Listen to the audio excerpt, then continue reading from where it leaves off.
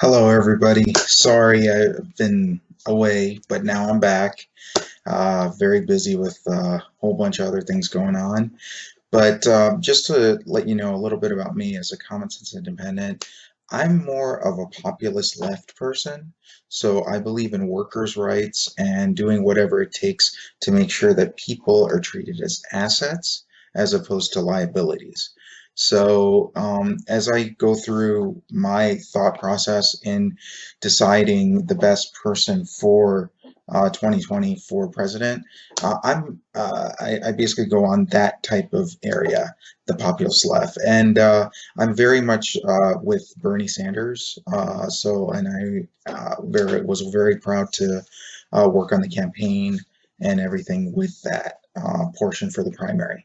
So a lot of the views that I'm having here are basically based off of my populist left leanings. And it's funny because I'll make another video about this, about the Overton window. Uh, Even though I say I'm on the populist left, in the world, I'm really considered a moderate. So we'll just go ahead and we'll begin with that, and we'll start with my feeling right now of 2020.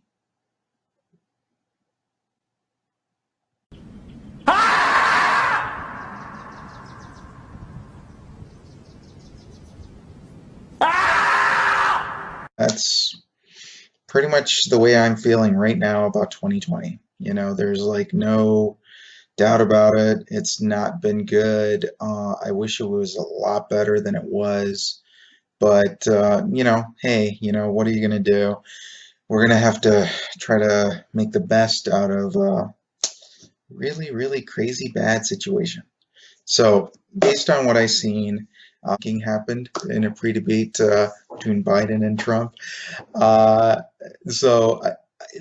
let's be honest, they both take drugs. I mean, I'm sure that they do. It's fine, and I'm totally cool with it.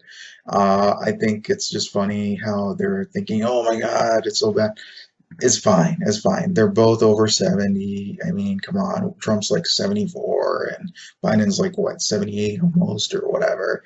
So I just thought I'd make this little funny diagram of them, if they need any modifications, that Trump has a comb over and all this other stuff going on. Come on. So a lot of work goes into, yeah, hey, he spent almost $70,000 on his hair. So, I mean, it makes sense, right? And it appears that Biden may have done some plastic surgery or something like that. And he does look younger now, I mean, from what I've seen. So I got to give him props, props to Biden on that. So let's go ahead and look at the debates. And this is what I found out about it. So. Don't ever use the word smart with me.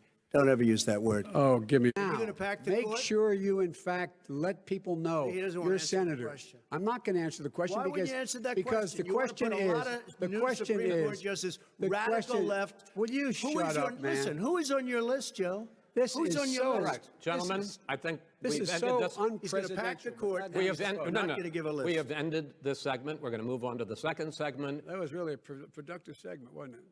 After I seen that, yeah, it was bad. So we learned two major lessons. Don't ever use the word smart with Trump because that is a bad word to use with Trump because he doesn't like that word and he doesn't want that to symbolize him.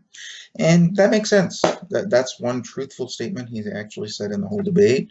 Don't ever use the word smart with Trump. So you can use anything but that because he's not smart. and and I'll be honest, when I seen that debate, I was surprised that people thought it was like, oh my God, crazy or whatever. But have you seen the last 4 years? It's been horrendous. So I was not surprised. I was laughing. I really watched it and I couldn't stop laughing. So based on what I've seen, I made this diagram. So you see how horrible Trump is, and really a piece of poop is actually of higher quality than him. And then on top of that, a clown is greater than a piece of poop. So, and based on that, I mean, honestly, Biden is leaps and bounds above clown. So, right now, Biden is the right choice for this time, I would highly recommend everybody go toward Biden. And it's primarily because of the coronavirus response. So here's your choices. You either stick with having more than 4 years of coronavirus with Trump and Pence, because I honestly don't think that they have a plan, and they have a herd immunity idea or strategy, which I think is insane, because it's going to have more than 400 million people dead with this coronavirus. And they really have no plan for the economy or stopping coronavirus in general. They just think, oh, it's okay, people will die, just let them die, and the economy will come back. It's like kind of like giving up. It's kind of like the lazy man's methodology. I mean, based on what I've seen conservatives just become lazy. Like they're the laziest people I've ever seen. Progressives like me and like a whole bunch of people, we want to get things done. So we want to be able to, make things happen so then we can actually go to like other planets and things like that. We have more of the, Starfleet mentality type thing. So if you go conservative, especially now, you're definitely lazy. If you go toward, the future and actually doing something that'll be positive and actually going to other things and progressing humanity in general, you got to be a progressive. There's like no choice on that. So in this case, I really have to go with Biden and Harris on this because I really don't want to go any more years of coronavirus. I can handle maybe 1, maybe 2 years of coronavirus with some type of security later. Then I just don't want to go through 4 more years. No more than, I can't do it. If you love the coronavirus, Trump and Pence are your people. Just go for it. Go for Trump and Pence. If you love seeing people die and do all this kind of stuff and laziness and all this other stuff, that's Trump and Pence right there. They haven't done anything. They're probably the most useless administration I've ever seen. Also, I think the herd immunity strategy is just insane. So I like to see less deaths because I want to see more people alive so then we can have them as assets and progress civilization. So I know that's like a radical idea, but that's the way I think of it. So and also, I like the fact that Biden and Harris actually have a plan for the economy and how to stop the spread of coronavirus, mass mandate, more testing, free testing all over, and make sure it's there for all the companies and anybody who gets infected, they go into quarantine, and they at least have a strategy. Thank God for some strategy. So if you enjoy the madness and just making civilization go in reverse, and maybe we'll go to horse and buggy someday, and just like all that kind of stuff. Trump and Pence are your people.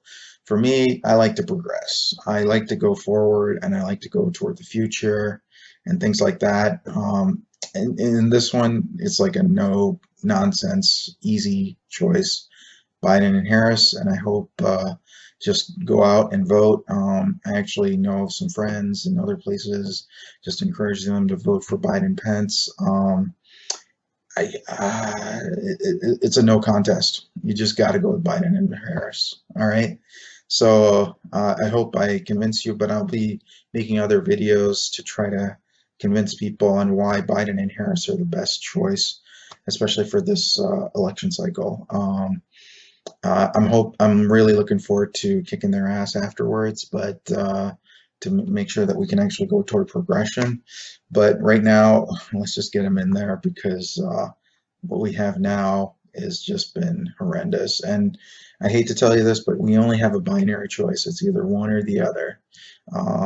I prefer the one as opposed to a 0, which is Trump and Pence. So Biden and Harris is a 1. Trump and Pence, 0. Just horrendous. So, hope this helped. Have a good day. And